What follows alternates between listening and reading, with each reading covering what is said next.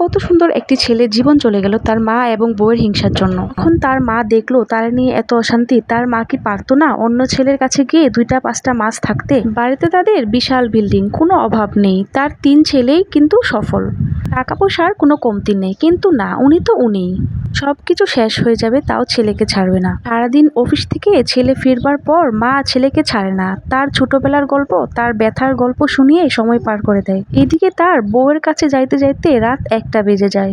তার বউ তো অ্যাকসেপ্ট করে যে স্বামীর সাথে সে একটু সময় কাটাবে, একটু কথা বলবে। যখনই কোনো জায়গায় ঘুরতে যাওয়ার কথা হয় তার মার জোর করে তার সাথে যাওয়া লাগবে। অন্য ছেলেদের কাছে এইসব করে পাত্তা পেত না, তাই সে ছোট ছেলের কাছে এইসব করা শুরু করলো। এটা কি মা নাকি মা নামে কলঙ্ক? আপনারা কিন্তু কমেন্টে বলে যাবেন। এত সুন্দর সাজানো একটা সংসার কিভাবে ভেঙে দিতে পারলো তার মা? দেখুন ছেলেটা কি সুন্দরভাবে নাচতেছে, মানে দেখলে মনেই হয় একটা শান্ত স্বভাবের একটা সুন্দর একটা ছেলে। মানে আমার তো বিশ্বাসই হচ্ছে না যে এই ছেলেটা আজ দুনিয়াতে নেই। এমন অনেক মা আমাদের দেশে এখনো আছে যারা আগের দিনে এখনো পড়ে রয়েছে।